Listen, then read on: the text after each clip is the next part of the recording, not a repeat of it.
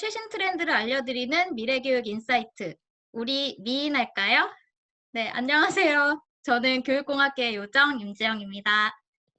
교육공학계 셀럽 윤성입니다. 교육과학의 크리에이터 장지은입니다. 교육공학계 핵인싸 임현진입니다.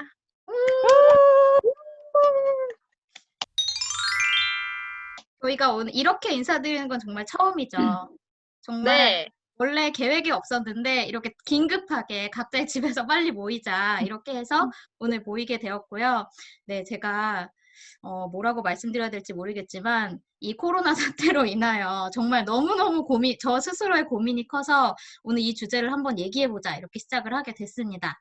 네, 근데 그 전에 다들 어떻게 지내고 계신가요? 이 사태 속에서. 괜찮으신가요? 집에만 있은 지 일주일이 넘었습니다. 와, 저는 육아에 지칠 대로 지쳤고요. 그 육아했다 이랬다 육아했다 이랬다 육아했다 이랬다를 정신이 하나도 없네요. 사실 네. 저희 저 그날 아직 말 못했는데 말씀하세요. 저는 회사를 출퇴근하는데 무서워가지고 집에서 걸어 다니기도 하고요. 회사까지. 그리고 안 하던 밥을 집에서 하기 시작했어요.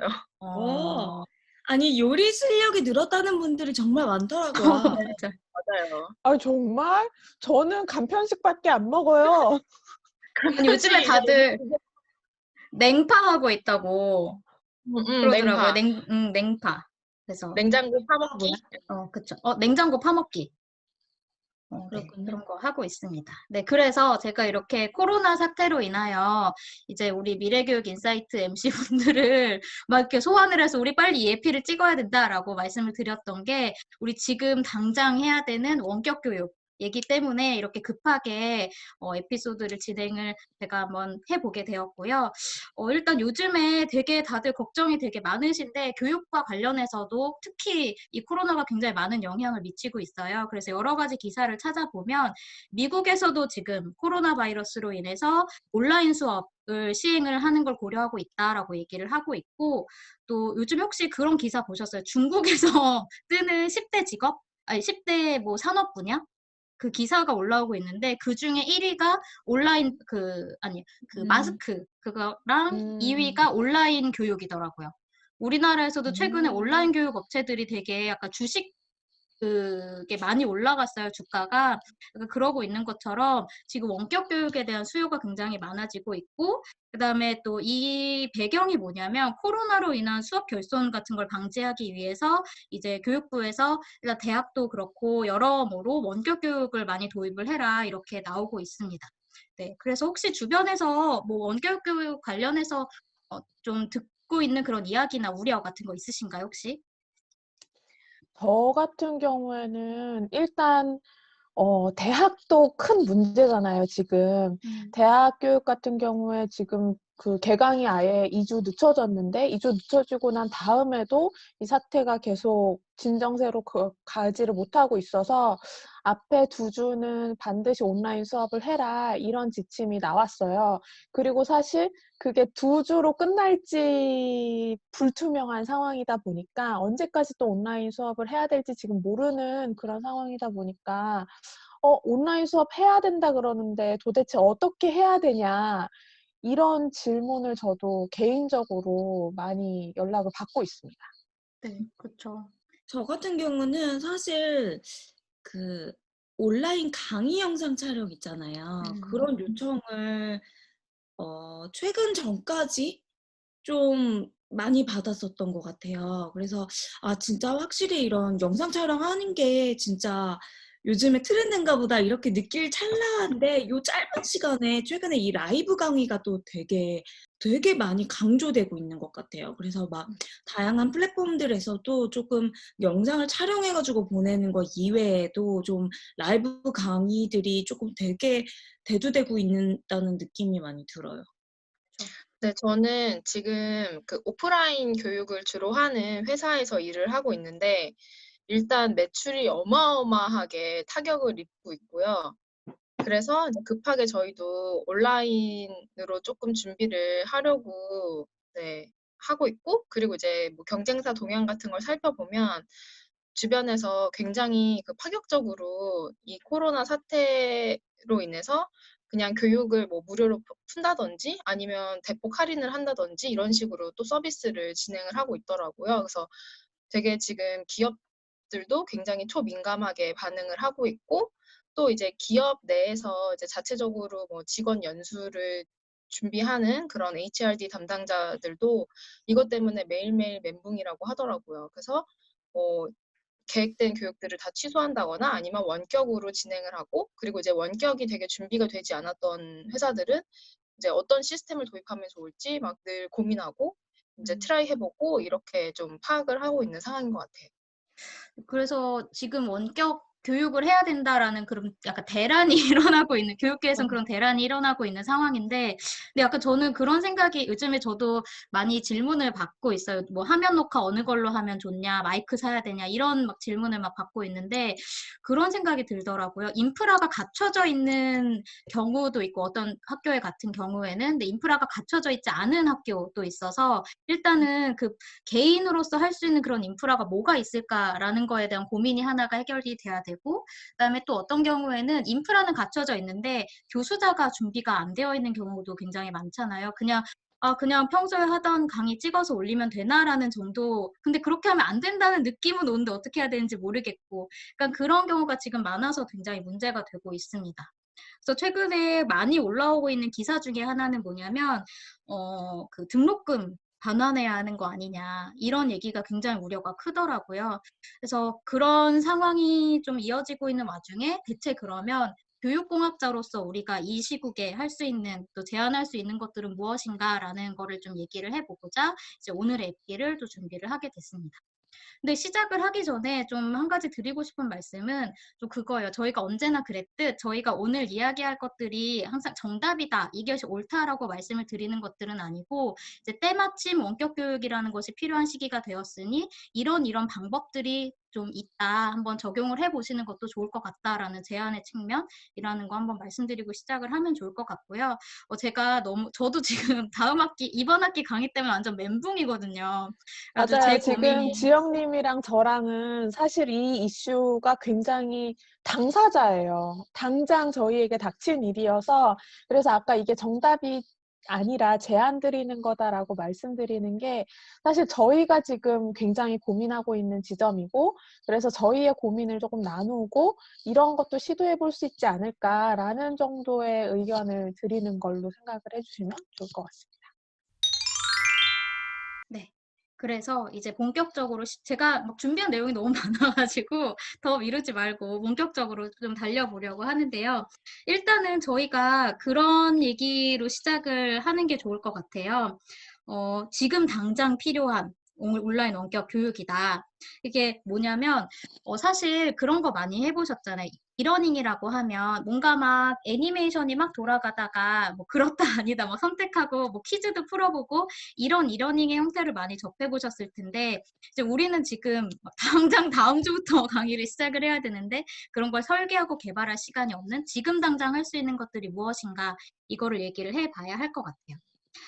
그래서 일단은 시작을 하기 전에 원격 교육에서 3가지 좀 상호작용하는 유형이 있다라고 얘기를 하는데, 그거를 먼저 말씀을 드리고 우리가 지금 당장 할 수 있는 게 뭔지 말씀을 드리는 게 좋을 것 같은데, 원격 교육이라고 하면 무어라는 분이 항상 언급이 돼요. 그래서 이분이 이 학습의 주체는 학습자, 교수자, 학습 내용, 이렇게 3가지가 있는데, 학습자가 학습 내용을 공부하는 것, 그다음에 학습자가 교수자와 상호작용하는 것, 그다음에 학습자가 또 다른 학습자와 상호작용하는 것, 이렇게 3가지 상호작용의 형태가 있는데, 이제 우리가 지금 당장 할 수 있는 것들은, 그리고 해야 하는 것들은 온라인으로 학습할 때 학습자와 교수자와의 상호작용을 어떻게 촉진할 것인지, 그다음에 온라인으로 할 때 학습자와 학습자 간의 상호작용 어떻게 촉진할 것인지, 지금 당장 해결해야 될 시급한 과제라고 생각이 듭니다.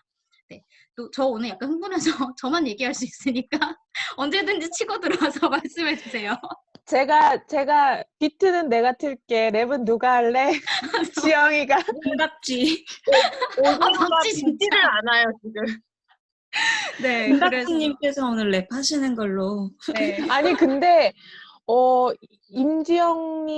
지영님이 이렇게 할 수밖에 없는 이유가 사실 되게 따끈따끈하게 컴퓨터 기반 협력학습이라는 주제로 학위 논문을 쓰고 갓 졸업하고 이제 첫 수업을 준비해야 되는데 이런 상황에 처하다 보니까 내가 이거 이론으로 배운 건 이런 거였는데 이걸 실전으로 어떻게 당장 해야 되지? 이 부분이 제일 그리고 고민스러우셨으리라는 생각이 들어요.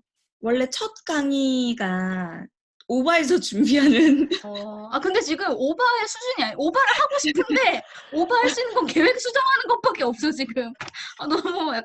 너무 이런 거 들키면 안 되는데 죄송합니다. 네, 그래서 너무 힘들고요. 그래서 이제 다시 본론으로 들어오자면 원래 원격 교육이라는 게 이제 100% 이제 시간 측면에서, 공간 측면에서 나눌 수가 있어요. 근데 지금 우리 상황은 공간적으로 모두가 다 각자 떨어져 있는 상황 속에서 해야 되는 거니까 그렇게 생각을 하고, 공간 측면에서는 그냥 그것만 생각을 하기로 하고, 시간 측면에서는 실시간 강의와 비실시간 강의 이렇게 두 가지로 나눌 수가 있습니다. 그래서 이제 비실시간 강의라고 하면 많이들 생각하는 사전에 교수자가 어떤 강의 영상을 촬영하고 올려두면 그거를 보고 학습하는 형태라고 할 수가 있고, 실시간 강의라고 하면 아까 제가 얘기했던 실시간으로 교수자와 학습자가 뭐 상호작용한다거나 학습자와 학습자 간의 상호작용을 가능하게 하는 그런 형태의 원격 교육이라고 할 수가 있어요. 근데 지금 사실 뭐 사이버 대학의 지침을 많이 우리가 좀 적용을 하고 있는 것 같은데, 그러면 둘 다 허용을 하는 걸로 얘기를 하고 있더라고요. 그런 점, 일단은 둘 다 원격 교육이라고 할 수 있다라는 점을 먼저 짚어보고 넘어가면 좋을 것 같습니다. 그다음에 제가 좀 아까 콜더웨이가 그린 4사분면 테이블이 있어요. 그 테이블을 보면은 같은 시간인지 다른 시간인지, 그리고 같은 장소인지 다른 장소인지를 가지고 4사분면 그린 거예요. 그러니까 예를 들어서 같은 장소고 같은 시간이다. 이렇게 보일까요, 이게? 네.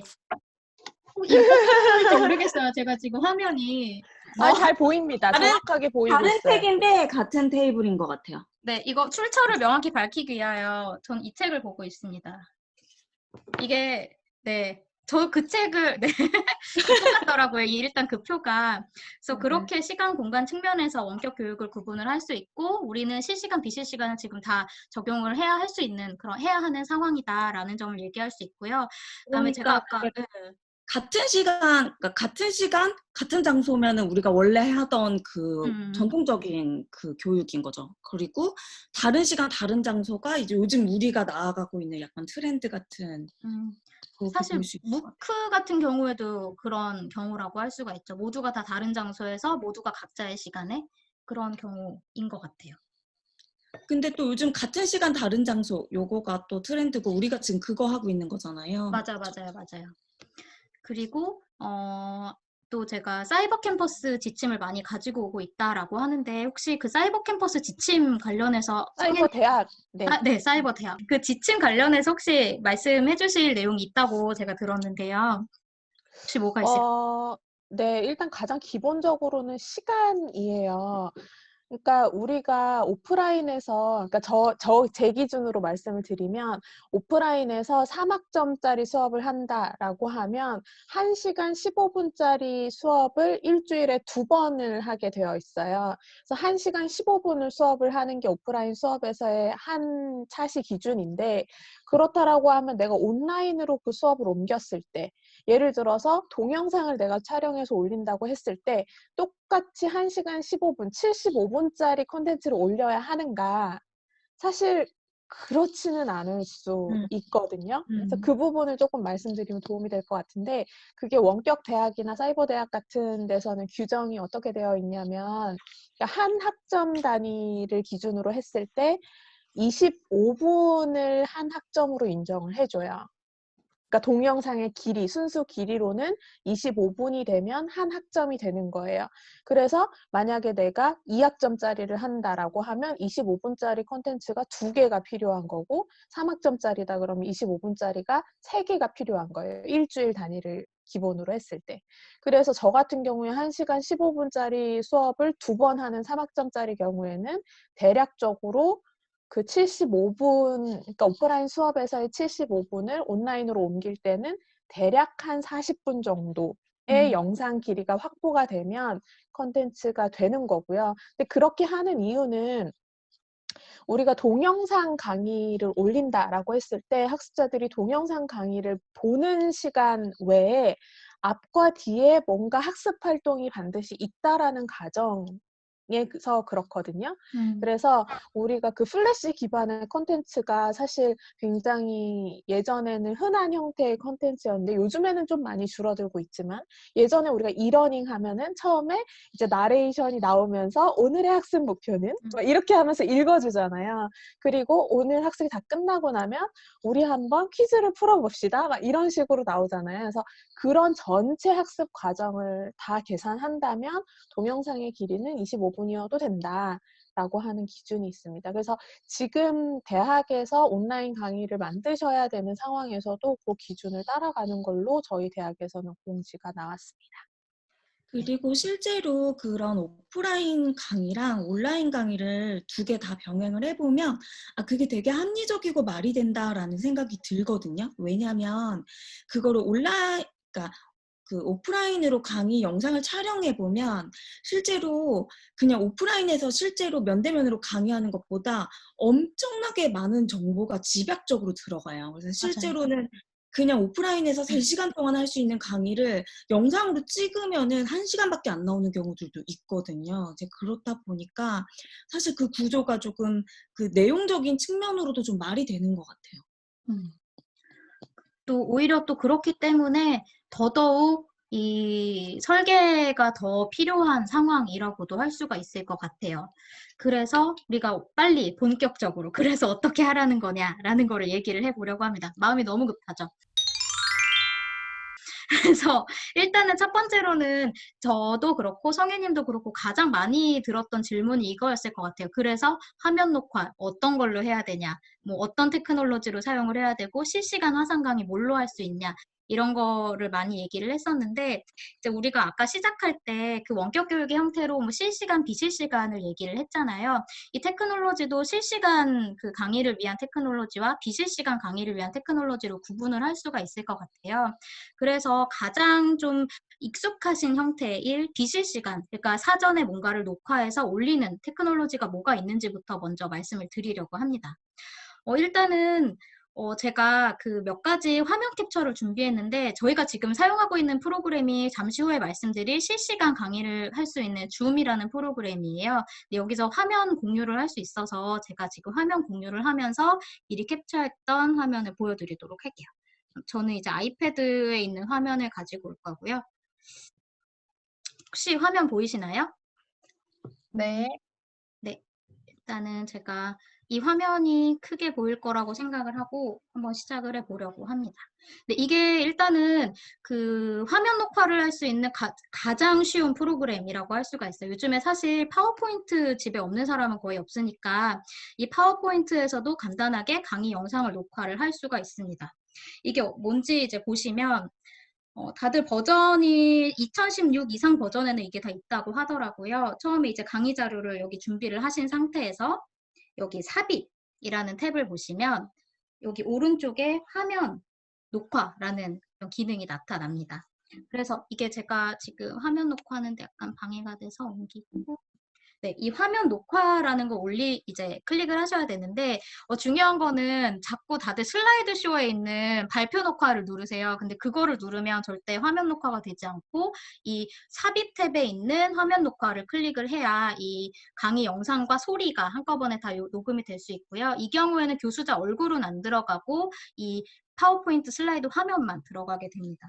그래서 화면 녹화를 누르면 이렇게 뭐 영역을 선택해라 라고 해서 이 전체 발표될 영역을 선택을 하시고 오디오랑 레코드 입력하는 게 선택이 되어 있다는 거 확인하신 다음에 기록을 누르면 이렇게 3, 2, 1 이런 카운트다운이 생겨요. 그러면서 이 카운트다운이 끝나면 그때부터 이 슬라이드 그 발표 자료에 나오는 모든 화면이 녹화가 되는데 여기서 제가 한 가지 제가 너무 이걸 고생했던 게 있어서 여기 윈도우즈 로고 키 쉬프트 Q 누르세요라고 돼 있잖아요.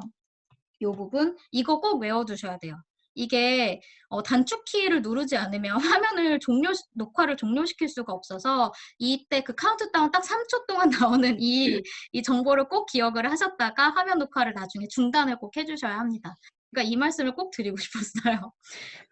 그리고 이렇게 나중에 하고 나서 이 윈도우 로고 Shift Q를 누르고 나면 그 동영상이 이 슬라이드에 저장이 돼요. 그러면 나중에 오른쪽 키 누르셔서 동영상 저장하고 나면 이 녹음하셨던 모든 자료가 하나의 동영상으로 저장이 됩니다.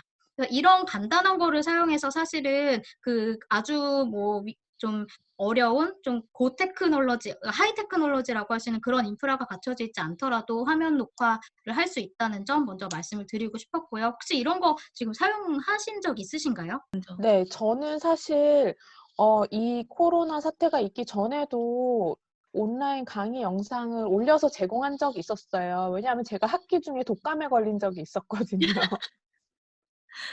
그래서 제가 학생들한테 독감을 옮기면 안 되니까 제가 온라인으로 강의 콘텐츠를 제공을 한다든지 아니면 제가 플립러닝을 시도할 때도 온라인에서 강의 영상 찍어서 올린 적이 있었는데 그때는 제가 딱 요 프레젠테이션 기능을 쓰지는 않았고 그냥 이제 민간 소프트웨어 활용해가지고 화면 녹화하는 방식으로 강의를 찍어서 제공한 적이 있습니다.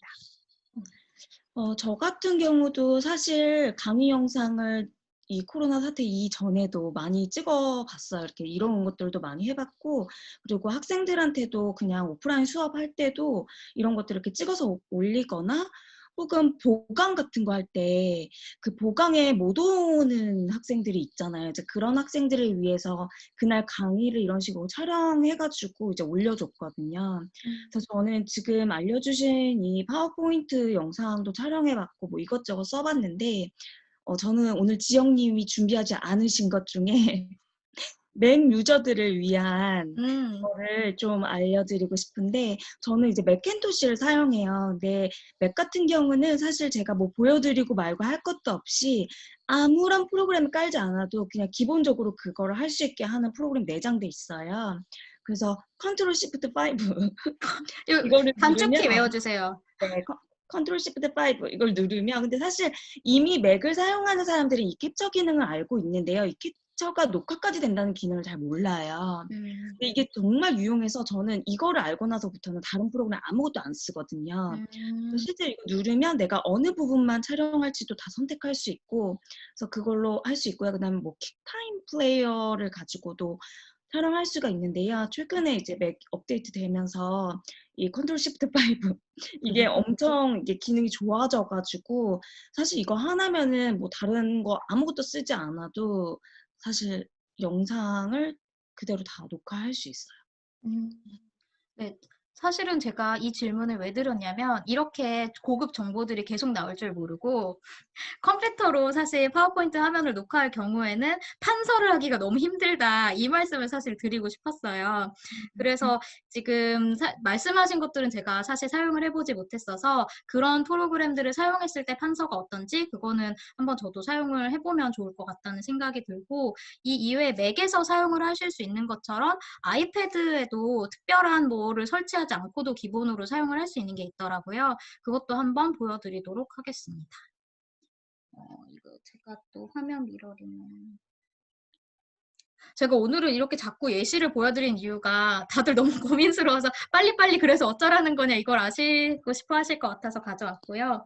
이건 맥에서 맥이래. 아이패드에서 환경 설정에 들어가시면 이런 제어센터라는 게 있어요. 이 제어센터에서 제어 항목 사용자화라는 걸 누르시면 이제 이 밑쪽에 보시면 저는 지금 위에 올려놓긴 했지만 밑쪽에 보시면 이 화면 기록이라는 게 있습니다. 그래서 화면 기록이라는 거를 이제 클릭을 해서 올려두시면 이제 위에서 이런 뭐라 그래야 되죠? 그 상태 창을 내렸을 때 이런 버튼이 나타나고요. 이걸 클릭하면 그대로 바로 강의 영상이 이제 화면이 그대로 녹화가 되고요. 이거의 경우에도 마찬가지로 이 화면과 소리가 다 한꺼번에 녹화가 된다라고 생각을 하시면 되고 제가 아까 얘기해드린 것처럼 언제나 종료가 중요한데요. 이거는 저도 종료 기능을 찾는 게 조금 힘들었는데 위에 보시면 이런 종료 버튼이 나타나니까 이 종료 버튼을 클릭을 하시면 그게 바로 그 갤러리 앱에 저장이 된다라고 생각을 하시면 될 것 같아요. 그러니까 이 이외에도 사실 뭐 캠타시아라던가 반디캠 이런 거 그 화면 녹화하는데 많이 이용을 하시더라고요. 근데 이제 그런 것들의 좋은 점은 이 마우스 포인터가 어디에 다니고 있는지 막 이런 것까지 되게 고급으로 좀 보여준다는 점에서 굉장히 좋은데, 좀 무료로 사용하기에는 막 워터마크 같은 게 찍힌다는 점에서 약간 아쉬운 점이 있어서 오늘 제가 직접 보여드리지는 못할 것 같습니다. 혹시 이외에 또 좋은 프로그램 알고 계신 거 있으신가요? 네, 사실 이게 많지 않은 것 같아서 네, 넘어가 볼까요? 네. 그리고 방금 말씀하신 거는 사실 이렇게 폰에서도 음, 이렇게 되거든요. 여기 있죠. 저는 이걸 아예 깔아놓고 사실 써요. 그리고 그 중지할 때도 아까 전에 그 빨간 표시도 있는데 얘를 이렇게 다시 내려가지고 이렇게 끄는 방식으로도 네, 녹화를 하실 수 있어요. 그러니까 이런 거를 사실 되게 좋은 게 뭐냐면 뭔가 시연을 해 보일 때 되게 좋은 것 같아요. 뭐 이런 기능을 사용할 수 있다 이런 것도 보여주는 게 굉장히 좋고, 그래서 이 다음으로 또 넘어가 보자면, 이제 제가 지금까지 다뤘던 건 비실시간 강의에서 사용할 수 있는 그런 테크놀로지였고, 실시간 강의에서 사용할 수 있는 테크놀로지를 또 한번 얘기를 해보려고 해요. 이제 다시 또 화면 공유를 시작을 해보려고 하는데, 이게 구글 스위트로 접속하셨을 때 그 로그인을 하면 이렇게 구글 미트라는 게 나옵니다. 이게 근데 G 스위트를 사용을 안 하실 경우에는 그냥 행아웃이라고 나오는 경우도 있어서 그냥 행아웃을 클릭하셔도 결국엔 똑같은데, 이 미트를 클릭을 하시면 이렇게 회의 시작 또는 참여라는 걸 누르실 수가 있고요. 여기서 이제 이름을 넣어 주셔야 돼요. 그래야지 회의실을 만들 수가 있어서 이런 거 이름을 입력해주고 계속을 클릭을 해주면, 이제 제가 아까 미리 준비를 하면서 좀 이제 캡처해놨던 영상인데, 여기서 뭐 지금 참여하기를 누르면 이제 다른 사람들을 바로 그냥 화상으로 초대할 수 있는 기능이고, 발표라는 거를 누르면 컴퓨터에서 지금 보여지고 있는 나의 화면을 다른 사람에게 보여주는 그런 기능을 또 활용을 할 수가 있습니다.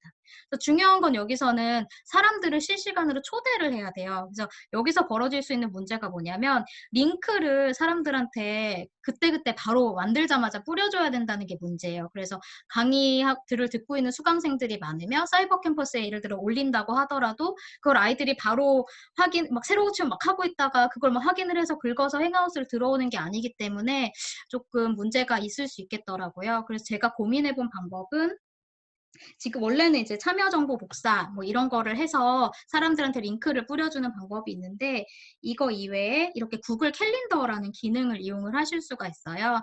그래서 캘린더에 이제 옵션 더보기를 눌러서 참여자 추가를 미리 뭐 학생들 아이디를 받아 놓을 수 있으시면 참여자 추가를 하시면, 그리고 이렇게 화상회의 추가라는 걸 해놓으면 여기에 미리 행아웃 링크가 생겨서 그거를 이제 정해진 일정에 그 행아웃 링크를 클릭하면 바로 접속할 수 있는 그런 형태로도 이제 사람들을 다 하나의 강의에 좀 모집을 해서 저희가 지금 하고 있는 것처럼 실시간 강의를 할 수가 있습니다.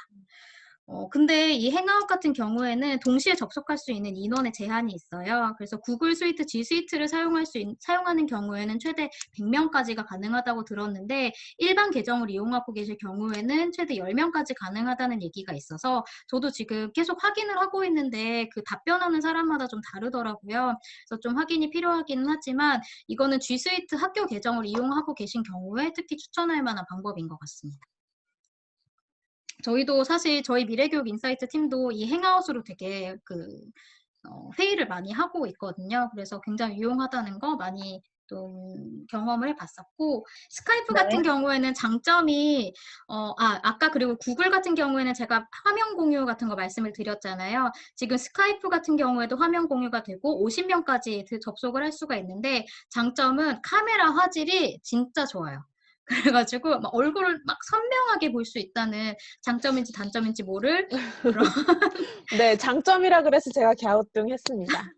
그래서 그리고 스카이프 같은 경우에도 무료라는 점에서 일단은 스카이프까지가 이제 저희가 해봤던 거고, 지금 이 화면은 지금 저희가 녹화하고 있는 줌이라는 프로그램이에요. 이게 굉장히 요즘에 각광받고 있는 프로그램이고, 다양한 대학들에서도 이 줌이랑 계약을 맺어서 실시간 화상 강의 이용하고 있다라는 얘기가 많이 나오고 있는데, 이거 같은 경우에는 여러 가지 장점이 있기는 해요. 근데 그 여러 가지 장점 중에 하나가 단점부터, 일단 단점이 굉장히 적어서 단점부터 말씀드리자면, 무료 버전을 이용하실 경우에는 최대 40분까지만 이용을 하실 수가 있습니다. 그래서 40분이 지나면 새로 이 회의실을 파가지고 사람들을 다시 초대해서 막 해야 된다. 그런 단점이 하나 있는데, 이 외에 장점이 너무 많아가지고, 그거를 말씀을 드리는 게 좋을 것 같아요. 저 질문 하나 있어요. 네네. 그래서 유료 계정으로 전환을 해서 이거를 볼 수 있으면은 가장 저렴한 게 얼마예요? 14달러. 한 달에 14달러, 네, 14점 몇인가? 14 맞아요. 였나? 그래서 10,000원에서 20,000원 사이 우리나라 돈으로 한 달에 저도 결제해서 쓰고 있습니다. 저도 구독했습니다. 네, 그 다음에 제가 지금 제 얼굴이 크게 나온 제 얼굴 보여드리려고 하는 건 아닌데, 여기서 유료 버전을 사용할 경우에 이런 거를 할 수 있다라는 걸 보여드리려고 제가 지금 가지고 왔어요. 그래서 지금 보시면 이 설문조사라는 게 굉장히 큰 장점이에요. 그래서 설문조사를 하면 실시간으로, 왜 우리 실제 강의실에서도 그런 거 하잖아요. 여러분 이렇게 이게 맞다고 생각하는 사람 손 들어보세요. 막 이런 걸 했을 때, 아니면 뭐 이 중에 답이 뭐라고 생각하세요? 이런 질문을 많이 하는데, 그거를 여기서 바로 설문조사로 열어서 결과를 실시간으로 보여줄 수 있다라는 점이 굉장히 큰 장점이라고 할 수가 있고요. 그다음에 이 소회실이라는 기능이 있어요. 이 소회실이라는 기능이 뭐냐면, 저희가 지금 4명이 참석을 하고 있잖아요. 제가 교수자고 학생이 3명이라고 가정을 했을 때, 이 3명을 둘 하나 이렇게 갑자기 전체 강의를 진행하다가 팀으로 막 찢어서 보내는 거예요. 그러면 그 각 팀들끼리 뭐 2명씩, 뭐 2명씩, 3명씩 이렇게 그 팀 회의를 진행하다가 정해진 시간 후에 다시 메인 세션, 그러니까 교수자와 모두가 함께 있는 세션으로 돌아와서 다시 전체가 함께 할 수 있는 그런 세션이 지금 여기서는 지원이 돼서, 이 줌이라는 이 프로그램이 화상 강의용으로 굉장히 잘 이용할 수 있을 것 같다라는 생각을 최근에 하고 있습니다. 일단 제가 준비한 스크린샷은 여기까지라서 공유 중지를 한번 해볼게요. 네. 저 소회의실 기능이 사실 정말 유용할 거라는 생각이 들어요. 왜냐하면 오프라인 수업에서는 되게 자연스럽게 제가 뭔가를 이야기를 하고, 우리 팀별로 한번 토론해 봅시다. 그냥 뒤에 있는 친구들이랑 이렇게 4명씩 이렇게 모여서 하세요라고 하면 되게 그게 자연스럽잖아요. 근데 그거를 온라인으로 옮겼을 때 그렇게 똑같은 경험을 해줄 수 있을 것인가. 사실 저도 그 부분이 퀘스천이었는데, 줌이 그런 기능을 제공을 하고 있어서 이 부분도 굉장히 좀 의미 있다라는 생각을 했습니다. 저 그러면 또 궁금한 게 있어요. 그 그룹을 어떻게 그러니까 교수자가 그룹을 묶는 방식이라든지 이런 것들도 뭐 미리 설정을 한다든지 아니면 뭐 랜덤리 묶게 한다든지 이런 걸 할 수 있나요? 둘 다 가능해요. 제가 요즘에 이게 판매 직원처럼 제 주변에 많은 분들께 줌 실습을 시켜드리고 있는데, 이 소회실이라는 버튼을 누르면, 사실 이 줌 프로그램에서 나오는 팝업은 화면 공유가 안 돼서 제가 지금 못 보여드리는 거긴 한데, 소회실이라는 걸 누르면 제가 사전에 설정해둔 그룹으로 나누는 기능도 있고, 그냥 무작위로 50명을 5팀으로 나누기, 뭐 이런 식의 기능도 사용을 할 수가 있고, 그래서 줌이 나름대로 무작위로 5팀으로 나눈 팀을 보고 제가 얘랑 얘는 좀 섞고 싶은데 이런 생각을 할 수도 있잖아요. 그럴 경우에는 그 사람을 다른 팀으로 옮기고 하는 것도 굉장히 자유롭게 지원이 됩니다. 굉장히 이게 너무 강력해요. 저희 그러면 지금 여기서 2명 이렇게 묶을 수 있나요? 지금 2명, 1명 묶을 수 있어요. 저는 교수자니까, 지금 호스트니까. 교수자니까. 한번 해볼까요? 제가 네. 그러면 소회의실을, 참가자 3명을 2개의 회의실에 자동으로 지금 누가 묶일지 모르지만 한번 혼자 될 들어가 수도 보려고. 있어. 왕따 될 수도 있다. 근데 녹화 동시에 그거 다 되는 거 맞아요?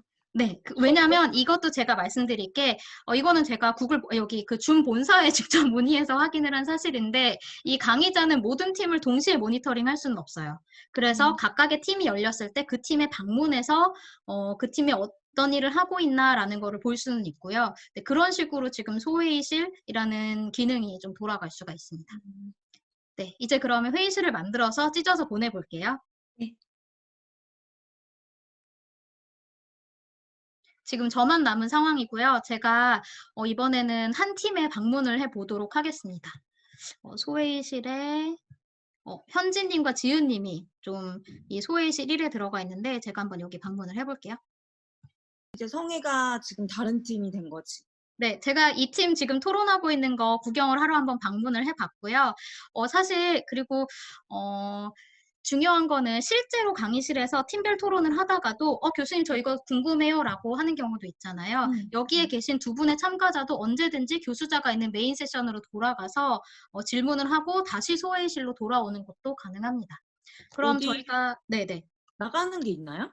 나가기가 오른쪽 아래에 보면 컴퓨터 버전 같은 경우엔 소회의실 소위실 나가기라는 네. 나가기. 그래서 나갔다가 다시 들어오는 것도 가능한데 저희가 지금 시간이 길지 않으니까 일단은 제가 모든 소회의실을 한번 폭파를 시키도록 할게요. 이제 지금 저한테는 카운트다운 메시지가 뜨고 있어요. 모든 소회의실이 6초 후, 5초 후, 4초 후, 뭐 3초 후에 닫힙니다. 이렇게 뜨고 있고 성혜님이 지금 본인의 의지로 지금 메인 세션으로 돌아온 상황입니다. 또 이제 현지님만 돌아오시면 모두가 돌아오는데요. 이런 식으로 이 실제로 강의실에 있는 것처럼 팀을 나눠서 막 토론하고 하는 것도 가능해서 정말 어렵지 않게 학습자들 간의 상호작용, 교수자의 상호작용이 다 가능할 것 같아요. 이제 진짜 이제 교육공학자들이 할 수 있는 그런 교수학습 전략에 대해서 이제 얘기를 해볼 타이밍이 됐는데요.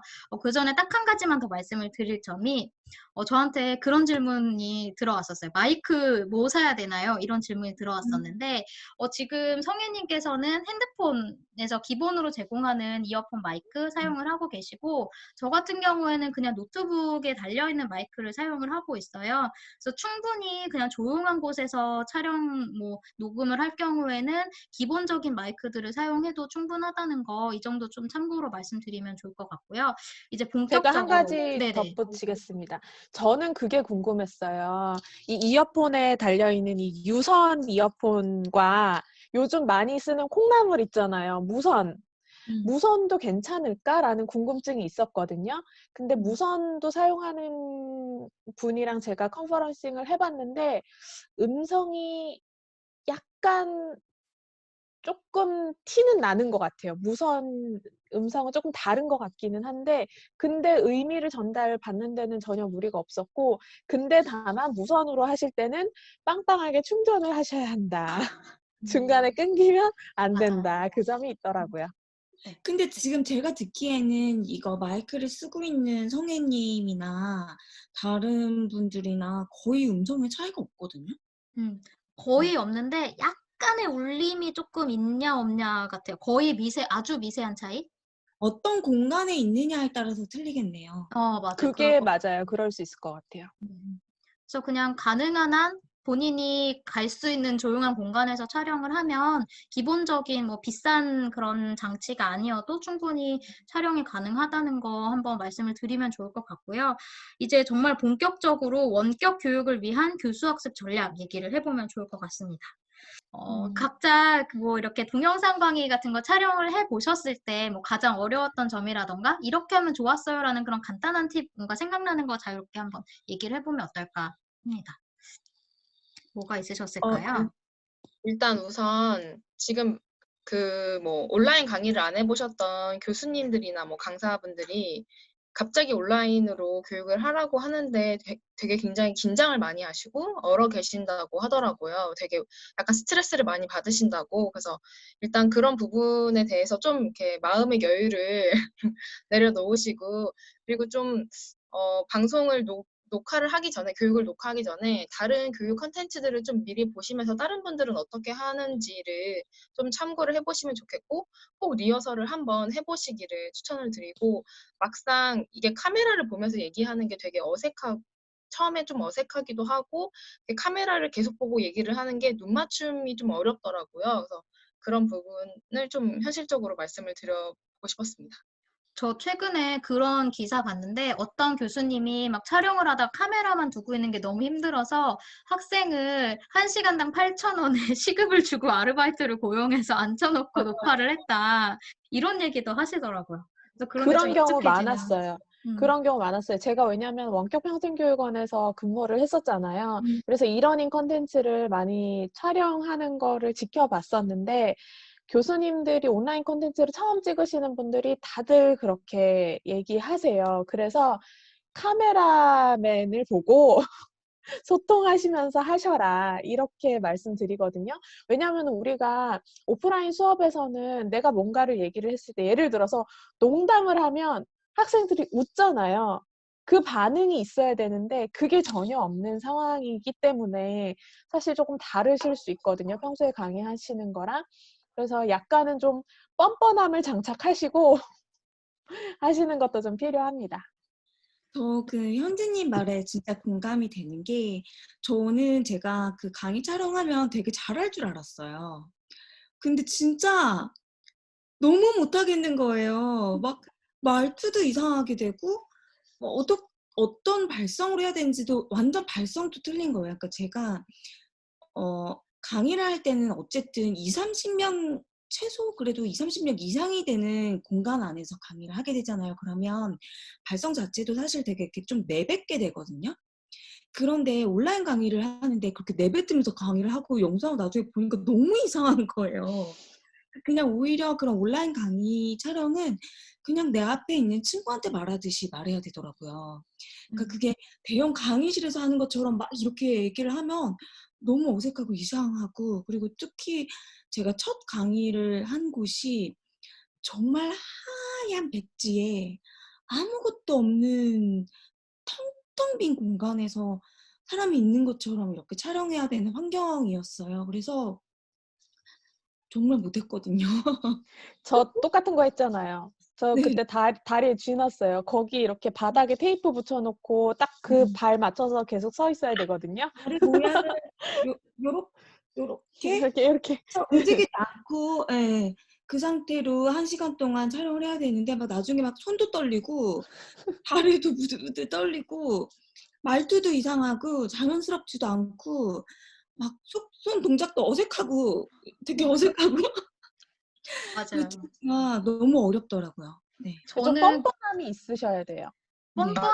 맞아요. 뻔뻔함도 중요한 것 같고, 저 같은 경우에는 예전에 제가 그 메가 스터디에서 일을 했었잖아요. 거기서 온라인 뭐 학습법 강의를 가끔 촬영을 하는 경우가 있었어요.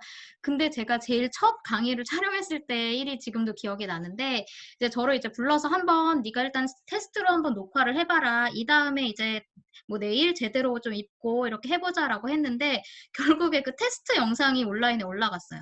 그러니까 제일 부담 없이 한 게 제일 좋다. 그다음 분명히 촬영을 했는데 몇 개를 그 첫 화면이 가장 그냥 마음 편하게 했던 게 올라가더라고요. 그러니까 어차피 녹화는 내가 하는 거니까 언제든 다시 할 수 있다라는 생각을, 생각보다 이게 그 쉽지가 않지만 그래도 언제든지 그냥 계속 다시 녹음하면 되지라고 그냥 마음 편하게 생각을 가지시고 녹화를 하시는 게 좀 어떨까, 뭐 이런 마인드 컨트롤 측면에서 말씀을 드려봅니다.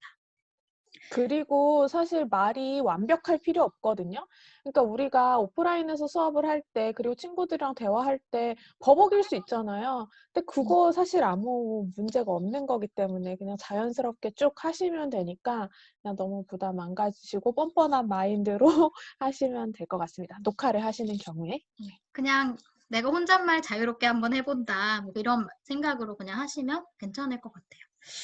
네. 그리고 이제 조금 더 구체적인 팁으로 한번 들어가 볼까 하는 생각이 드는데요. 저희가 지금까지 사전에 녹화를 할 때 어떻게 하면 좋을지에 대한 얘기를 나눠봤는데, 이제 그 원격 교육론 이러는 그런 여러 가지 책들이 많이 나와 있고, 그런 책들에서 소개하는 교수 전략 같은 것들이 조금 있어요. 그래서 제가 그런 것들을 좀 정리를 한번 해보려고 했는데, 네, 그런 얘기를 하더라고. 일반 면대면 교육 방식을 웹에 그대로 옮기는 것을 피하라라는 얘기가 있더라고요. 근데 우리가 전부 다 그렇게 해야 된다는 건 아는데, 그래서 어떻게 해야 되는지 같은 걸 잘 모르잖아요.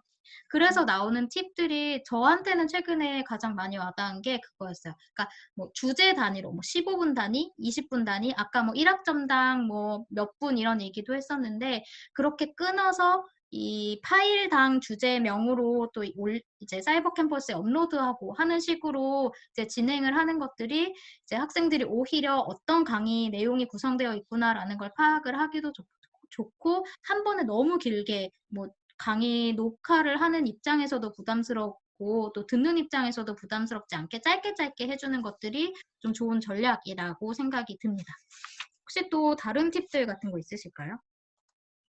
네, 일단 그러면 한 가지를 더 말씀을 드리자면, 그다음에 과제 같은 게 굉장히 중요하잖아요. 아까 사이버 캠퍼스, 그러니까 사이버 대학 지침 같은 걸 얘기를 할 때도 온라인 활동이 동영상과 함께 들어가기 때문에 시간이 줄어든다라고 얘기를 했는데, 그 온라인 활동 같은 걸 굉장히 구체적으로 지침을 줘야 한다라고 얘기를 해요. 그래서 과제 같은 경우에도 구체적으로 어떤 형태로, 어떤 분량으로, 어떤 점에 신경을 써서 뭐 어떻게 올리고 그것이 어떻게 평가될 것인가라는 그런 아주 자세한 지침들을 또 올려줘야 학생들이 더 쉽게 좀 느끼기도 하고 과제 사실 교수와의 직접적인 상호작용이 없는 상태에서 아이들이 모든 학습 활동을 해야 되기 때문에 그런 점에 있어서 더 친절하게 해야 된다라는 생각이 굉장히 많이 듭니다. 그리고 또, 뭐, 여러 가지 또 참여를 이끌어내는 방법이 있는데, 우리가 참여라고 하면 실시간으로만 참여를 할 수 있을 것 같은 그런 고정관념이 있잖아요. 근데 그런 참여도 이제 우리가 사이버 캠퍼스 같은 걸 많이 활용을 하는데, 그 사이버 캠퍼스에서 좀 지원하는 여러 가지 기능을 다양하게 이용을 해서 참여를 하게 해주시면 좋을 것 같아요. 그래서 저희 학교에서 이용하고 있는 무들이라는 LMS에 보면 실시간 퀴즈, 뭐 아니면 그냥 퀴즈 같은 것도 있고, 설문조사, 뭐 위키, 뭐 이런 뭐 토론방 이런 것도 많이 좀 열리고 있어서 무조건 뭐 성찰일지 써서 올리세요. 뭐 이렇게 하시는 것도 물론 좀 아이들이 입장에서 편하게 다가가기는 하지만 여러 가지 재미있는 방법을 있는 기능이니까 좀 써보는 것도 굉장히 좋은 방법이 될 거라고 생각이 듭니다. 근데 제가 약간 진행하면서 살짝 우려되는 점이 있는데 사실 저희가 이거를 이제 보고 활용하시는 분들이 그러니까 저희가 요거를 이제 소비하시는 분들이 사실 대학 교수진이 되게 많지는 않거든요. 근데 저희가 지금 거의 진행이 대학 맞아요. 교수들만을 위해서 지금 가고 있는 것 같아서 그 부분이 사실 좀 걱정이 돼요. 근데 저 같은 경우에는 이런 라이브 플랫폼, 이렇게 라이브로 소통할 수 있는 이런 통로라고 해야 될까요? 이런 창구? 그리고 뭐 이런 것 자체가 사실은 그 대학 교수 말고도 아주 많은 분들이 관심이 있을 거라고 생각해요. 그래서 여기서 어떻게 우리가 의사소통해야 하는지, 그리고 내가 어떻게 여기서 서로 어떤 거를 할 수 있는지 이런 거 되게 중요할 거라고 생각이 들고, 요즘에는 사실 종교에서도 이런 식으로 모임을 하는 방식들이 지금 엄청 빠르게 확대되고 있어요. 그리고 뭐 회의 같은 거를 한다든지, 뭐 어떤 협력을 한다든지 이럴 때도 사실 지금 이 도구를 충분히 활용할 수 있는 거거든요. 그래서 저희가 조금 더 이렇게 다양한 분야에서 활용할 수 있는 방법들도 좀 같이 이야기를 나누면 좋을 것 같아요. 네, 제가 그 부분을 놓치고 제가 지금 당장 저에게 닥친 문제가 그 대학 교육이다 보니 자꾸 그런 쪽으로 말씀을 드렸던 것 같은데, 네, 사실 그쪽으로도 여러 가지 플랫폼들이 많이 나오고 있는 것으로 알고 있는데, 네. 저희가 왜 라이브 요즘 많이 하는 뭐 그 인스타나 뭐 그런 뭐죠? 유튜브 이런 라이브를 보면 기존에 우리가 라이브로 이렇게 의사소통하는 방식이 한 명이 이렇게 그냥 일방향으로 전달을 하고 거기에서 나머지 다른 사람들은 이제 텍스트로 이제 반응을 올리면 그 텍스트를 읽어가지고 이렇게 서로 상호작용하는 방식이었잖아요. 근데 저는 지금 우리 모두가 그렇게 같이 얼굴을 보고 맞대서 이렇게 같이 이야기를 하고 있는데 지금 이러한 방식의 플랫폼이 가지고 있는 되게 특별한 장점 같은 것들이 있는 것 같아요. 근데 대학 강의에서 이 플랫폼을 썼을 때는 N수가 진짜 많아지면 그걸 퀄리티하는 게 어려워지는데 지금 우리가 쓰고 있는 이 줌 같은 경우에는 어쨌든 아까 전에 지영님이 보여주신 것처럼 그렇게 소그룹을 묶을 수도 있고 강사가 어쨌든 거기를 이렇게 들어가가지고 할 수도 있다는 거잖아요. 그러니까 이렇게 모든 참여자들이 갇힌 공간에 모여가지고 할 수 있는 다양한 강의 방식 뭐 이런 것들도 충분히 많은 사람들이 활용할 수 있는 방식인 것 같고 요즘 뭐 마이크로 러닝이라 그래가지고 이런 학습 단위도 굉장히 작게 쪼개지고 있어서 학습 공동체들도 많고 그다음에 뭐 이런 것들이 많이 일어나고 있는데 이런 플랫폼들을 되게 적극적으로 활용할 수 있다는 것들을 또 말씀드릴 수 있을 것 같아요. 요즘 또 음악 교육이나 이런 것들도 그전에 사실 동영상 강의로서는 되게 한계점이 있는 부분이었는데 뭐 1, 2, 3주차는 동영상 강의로 하는데 뭐 5주차 같은 경우는 실제로 라이브로 뭐 연습한 것들을 뭐 이렇게 실제로 같이 참여자들이 학습 공동체원들이 그것들을 같이 듣거나 볼 수 있는 어떤 플랫폼이 될 수 있다는 것도 되게 장점인 것 같고요. 네, 되게 사실 유튜브 같은 데 찾아보시면 뭐 실시간 뭐 소통 막 이런 식으로 찾아보시면 여러 가지 플랫폼이라든가 이게 쉽게 설명이 되어 있어서 그런 것들도 적극적으로 찾아보시고 하시면 분명 얻을 수 있는 자료가 굉장히 많은 것 같아요. 아니, 저는 지금 사실 지영님이 설명해 주신 거에서 K-12에 적용이 안 되는 부분은 그 사이버 캠퍼스 그 부분인 것 같아요. 사실 줌을 활용을 하거나 아니면 아까 말씀드렸던 강의 영상 녹화하는 기능들은 사실 저는 K-12, 그러니까 초중고 학생한테도 충분히 적용할 수 있는 내용이라는 생각이 드는데 아까 사이버 캠퍼스 무들 기반의 LMS에서 가능한 기능들을 말씀을 해주셨는데 사실 일반 초중고에서는 그런 형태의 LMS를 쓰는 경우는 사실 많이 드물고 그래서 뭐 구글 클래스룸이라든지 아니면 K-12에 적합한 서비스들 예를 들면 뭐 클래스팅이라든지 이런 서비스들을 활용을 하는 경우가 더 많은 것 같아요. 그래서 그것들은 어떤 플랫폼을 사용하는지에 따라서 그 안에 있는 기능들이 조금씩 차이가 있을 것 같으니까 그거는 학생들이랑 소통할 수 있는 창구에서 여러 가지를 좀 탐색을 해보시면 좋을 것 같다는 생각이 들었습니다. 제가 네, 얼마 전에 되게 재밌는 이야기를 들었는데요. 방금 그 얘기 하시니까 생각이 났는데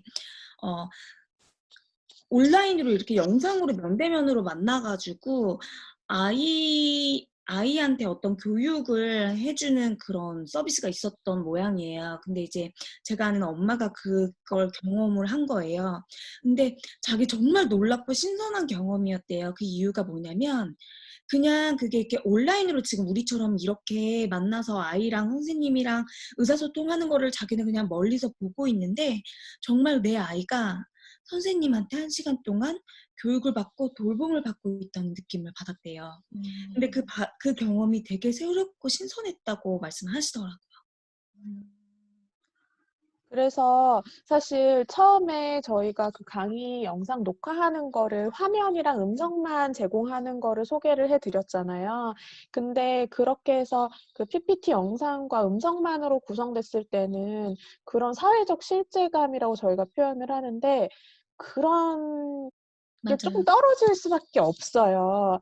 그래서 저는 지금까지는 그런 형태의 강의 녹화는 충분히 제가 학습자와 잘 라포가 쌓여 있는 상태에서만 활용을 했어요. 그러니까 즉 제가 이제 대학에서 15주를 강의를 한다고 하면 이미 5, 6주 정도는 오프라인에서 충분히 서로가 서로를 알게 된 시점에 그렇게 하는 거는 괜찮을 것 같거든요. 네. 네. 그래서 그런 약간 사회적 실제감, 내가 교수님과 혹은 선생님과 뭔가 소통하고 있다는 느낌을 주기 위해서는 이렇게 화면 얼굴이 같이 나오는 게 도움이 될 것 같고요. 그래서 얼굴까지 같이 녹화를 하기 위해서 사실 저는 줌으로 녹화했습니다. 그러니까 줌으로 아무도 초대하지 않고요. 저만 이 줌 회의실 방에 있으면서 화면 녹화 기능을 켜고 그 PPT 화면을 띄워서 제가 강의를 한 거를 영상으로 제작을 했습니다. 그것도 한 가지 팁이 될 수 있을 것 같아요. 저 지영님한테 하나 질문 있어요. 네, 뭐요? 지영님이 어쨌든 막 이것저것 많이 막 테스트도 해보시고 막 연구도 해보시고 이건 뭐 어떤 장점이 있구나 어떤 단점이 있구나 뭐 이런 것들을 이렇게 파악을 하셨잖아요. 그런 과정에서 개취에 따라서 아 나는 이게 제일 좋았다 하는 게 있나요? 줌이요. 그리고 제가 줌에서 아까 이 소개를 못 해드린 기능도 사실 있는데 이게 그러니까 학생과 그러니까 상호작용을 굉장히 많이 지원을 해요. 그래서 제가 못 보여드린 기능 중에 하나가 이 같은 화면을 보면서 서로가 난 여기가 뭐 관심이 가요, 저기가 관심이 가요 이런 것도 예를 들어 우리가 뭐 사회과 교육을 하고 있다고 하면 지도를 같이 보면서 이 부분에 뭐가 있더라고 이런 거를 할 수가 있잖아요. 그걸 하나의 화면에서 모두가 그 화이트보드를 같이 쓰는 방법으로 상호작용을 할 수 있는 그런 기능들도 있어서 저는 줌을 강력히 추천을 합니다. 학교도 빨리 들어왔으면 좋겠습니다. 한테 빠더라도 보여주시면 안 돼요? 이것도 한번 해볼까요? 사실 저희 이 길이가 너무 길어지고 있어서 제가 약간 부담을 느끼며 이거 과연 해도 되나라고 생각을 하고 있었는데 한번 테스트를 해보도록 하겠습니다. 제가 지금 화이트보드를 공유를 하고 있어요. 원래는 여기 그냥 하얀 화면이 아니라 파일 같은 것도 나타나는데 제가 더보기를 해서 주석. 이름 표시를 하면 누가 글을 쓰고 있는지도 나타납니다. 윤성이에요. 네. 그리고 이런 식으로 마우스 포인터가 어디에 가고 있는지 같은 강조도 할 수가 있고요. 근데 스탬프 같은 걸. 그 무료 버전을 이용하는 사람은 판서를 못 하네요. 아니요, 할 수가 있는데 지금 찾지 못하시는 걸 수도 있어요. 위에 제가 있습니다. 위에 옵션 보기가 있거든요. 맨 네. 위에 가운데 옵션 보기에 주석 작성을 클릭하시면 됩니다. 한번 지금 지은님 찾고 네. 네. 찾았습니다. 저는 뭐 여기가 좋아요, 저기가 좋아요 이런 식으로 표시를 할 수가 있겠죠. 이렇게. 이런 것들이 가능해서 이건 대학원 수업에서도 사실 잘 이용을 할 것 같다고 저는 대학 교육에 사실 관심이 많아서 생각을 하고 있는데 논문 같은 거 같이 읽으면서 이 부분, 뭐 저 부분 이렇게 보여주고 같이 뭐 표시를 해보는 것도 가능할 것 같아요. 그럼 이제 이제 여기 약간 난리 날 것 같아서 공유 중지하고 네, 다시 돌아오도록 하겠습니다. 네, 그래서 이런 여러 가지 팁들이 그리고 여러 가지 플랫폼별로 사용할 수 있는 기능이 굉장히 다양하고 무료로 열려져 있는 것도 굉장히 많고 최근에 제가 들은 소식은 유료 버전을 지금 코로나 사태 때문에 한시적으로 무료로 풀어준다라는 기사도 가끔 보고 있어요. 그래서 그런 것들 찾아보시면 지금 당장 활용할 수 있는 것들이 되게 많이 나온다라고 할 수가 있고요. 여담인데 제가 줌 본사랑 이제 화상 통화를 했었는데 본사에서 딱 처음에 제 얼굴 보자마자 하는 얘기가 코로나19 때문에 관심 가졌니? 이렇게 얘기를 하더라고요. 그래서 동양인의 맞아. 얼굴이 응. 그리고 제가 한국에 있는 대학이다라고 얘기를 하니까 지금 한국에 있는 대학들에서 문의 많이 오고 있어 이렇게 얘기를 하더라고요. 그래서 지금 그런 여담을 한번 풀어보도록 하고요. 그 여러 가지 플랫폼을 저도 되게 많이 찾아봤는데 일단 줌은 그 LMS랑 통합해서 쓸 수 있다는 얘기를 들었거든요. 그래서 오픈 API로 그 뭐 만약에 뭐 무드리나 이런 뭐 블랙보드 이런 그런 LMS 시스템이 있다면은 같이 그 줌은 통합해서 쓸 수 있다는 얘기를 들었고 그리고 자막 서비스가 된다는 게 다른 플랫폼하고 차이가 있더라고요. 그래서 아마 그 언어 자체는 한국어는 이제 원활하지 않을 것 같지만 그냥 기본적으로 내장되어 있는 게 줌엔 그런 기능이 있었다는 게 되게 좀 인상적이었어요. 그리고 저는 이제 기업에 있다 보니까 교육을 위한 소프트웨어보다는 그냥 뭐 화상 통화 업무로서 쓸 수 있는 그런 플랫폼들을 좀 많이 또 찾아보게 됐는데 그 MS에서 마이크로소프트 365에서도 기본적으로 팀즈라는 그런 소프트웨어가 이제 그 비슷하게 이제 화상 통화가 되고 약간 뭐 교육적으로도 이제 사용이 가능한데 대신에 이거는 그 오피스 365 유저들만 쓸 수 있도록 되어 있는 부분이 있고요.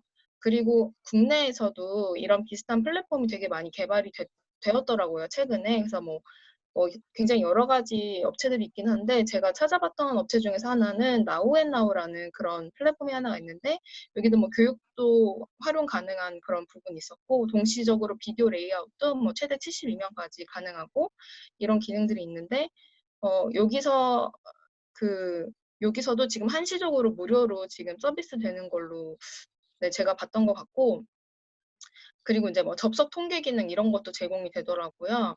그렇게 이제 업무적으로도 활용할 수 있고 뭐 교육적으로도 활용할 수 있는 되게 툴들이 많으니까 좀 한번 찾아보시면서 본인에게 되게 적합한 소프트웨어를 찾으시는 것도 좋을 것 같습니다. 그리고 소프트웨어 찾으실 때 한 가지 참고를 하셔야 되는 게 요즘에 뭐 BYOD 이런 얘기도 많이 하지만 사실은 학생들마다 갖추고 있는 이 스마트 기기 환경이 굉장히 다를 수가 있어요. 저도 그래서 지금 이번 학기에 제가 마트 강의에 미리 설문조사를 하나 올렸어요. 본인이 가지고 있는 스마트 기기에 전부 다 표시를 해라.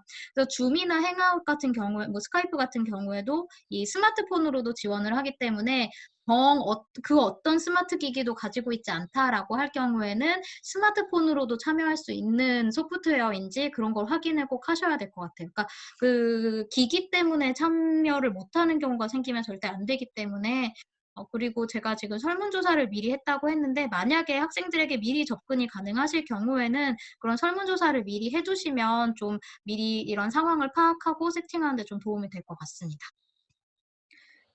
그래서 사실 이런 비실시간 동영상이나 실시간 이런 화상이 두 개가 뭐가 정답이다 이런 거는 아니에요. 그래서 이렇게 전체적인 학습 설계를 하실 때 '아 내가 이런 것들은 내가 지식을 전달하는 게 중요한 부분이다.'라고 하시면 사실 비실시간으로 영상 촬영을 하시는 게 더 낫고요. 그런데 꼭 상호작용이 필요하고 소통이 필요하다라고 하시는 부분에 있어서는 요런 화상 플랫폼을 활용을 하시는 게 좋습니다. 사실 무조건 화상을 하라고 권장을 드리지는 않거든요. 왜냐면은 이 화상 시스템이 불안정할 수가 있어요. 왜냐면은 맞아요. 우리 학생들의 환경이 다 다르기 때문에 어떤 학생들은 네트워크가 좀 느려서 자꾸 끊길 수도 있고 어떤 학생은 정말로 여기 접속할 수 있는 디바이스가 없을 수도 있고 이렇기 때문에 그런 상황을 파악을 하셔서 적당하게 설계를 하시는 게 중요할 것 같습니다.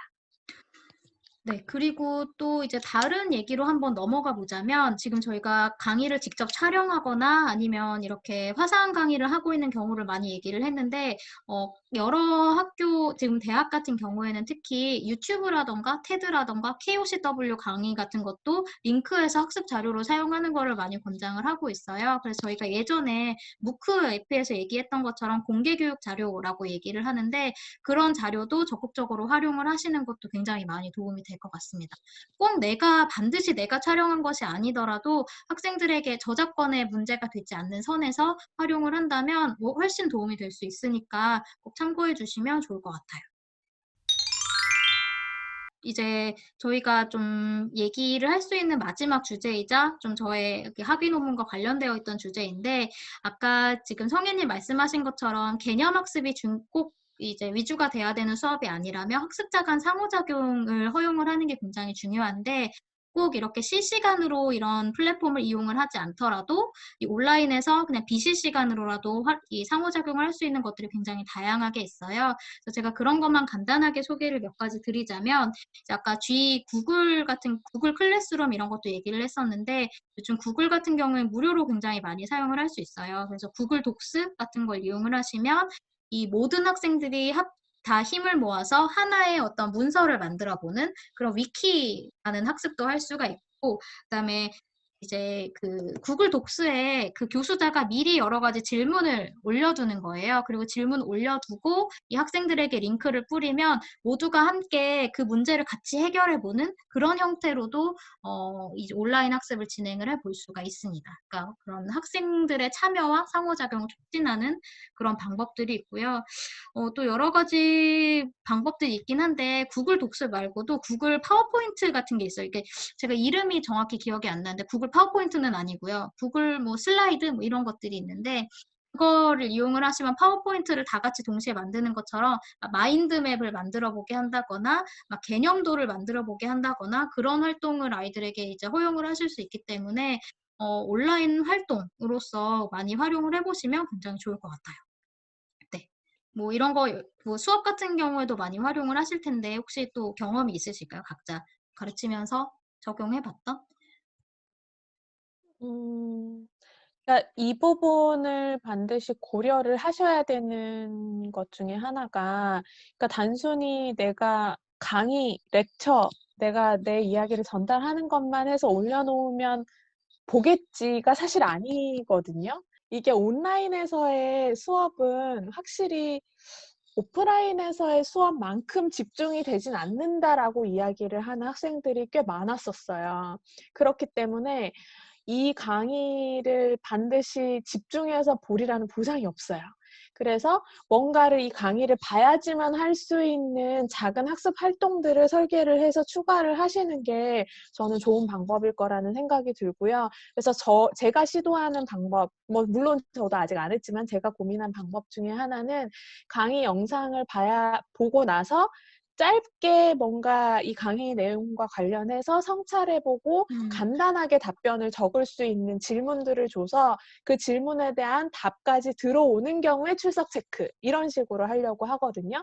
왜냐하면 단순히 동영상을 플레이했다라고 하는 걸로 출석 체크를 한다면 그냥 틀어만 놔도 되는 거기 때문에 그래서 어떤 학생들의 액티브한 활동을 이끌어낼 수 있는 아주 작은 장치라도 고안을 하시는 걸 추천을 드립니다.